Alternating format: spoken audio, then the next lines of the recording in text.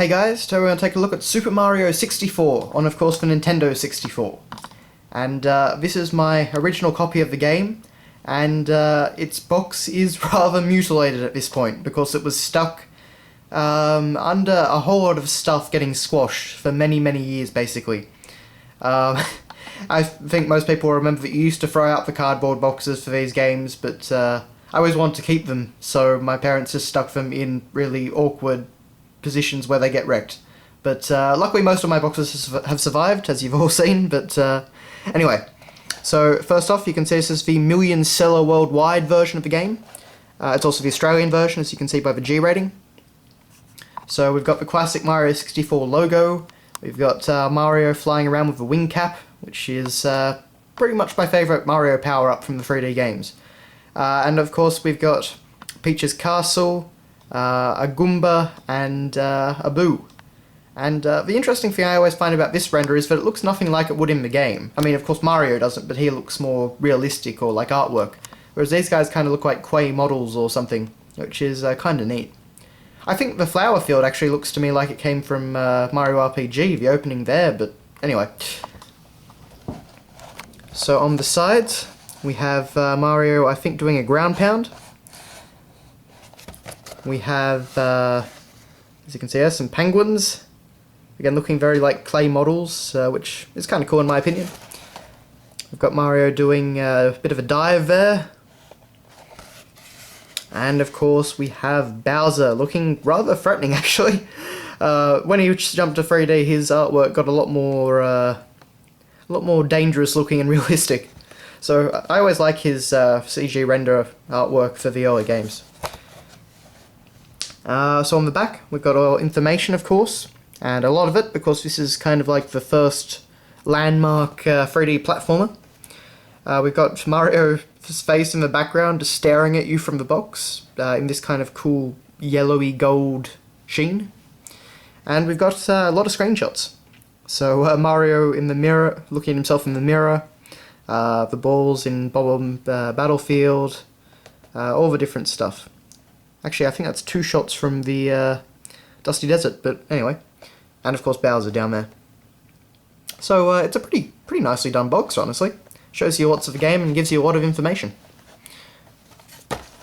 Moving on then.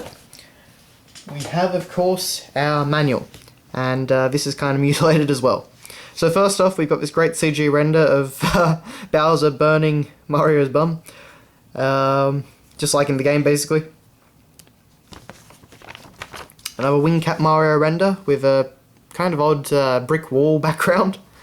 And a kind of odd, again, just kind of like sky break in it. I don't really know what they were thinking with the layout for this page, but anyway. So of course it's in full colour, we get lots of renders. So Bowser, we get that beautiful stained glass image from Peach's castle.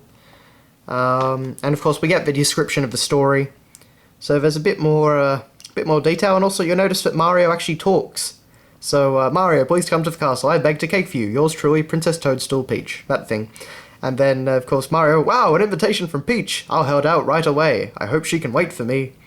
Mario is so excited to receive the invitation from the princess who lives in the Mushroom Castle, but he quickly dresses in his best and leaves right away. Apparently what he wears every day is his best. Something's not quite right here, it's so quiet.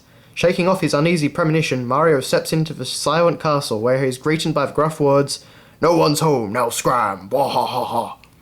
The sound seems to come from everywhere. Who's there? I have heard that voice somewhere before.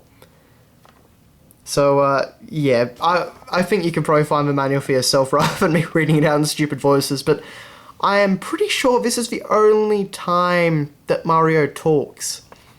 In anything, aside from, you know, like the cartoons and, of course, his random bits in the games. Oh, and some of the educational games, but in the main Mario games, I think this is the first time where he talks.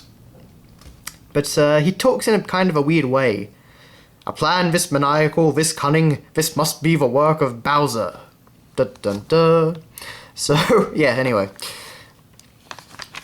Kind of nice that they actually put some effort, or, you know, tried to actually tell a story in the manual for this one, because Mario games don't really do that. At least, well, especially not now, anyway. Okay, so here we have all the great 3D renders of Mario's different animations. and these are pretty high quality CGA stuff for $9.95, $6.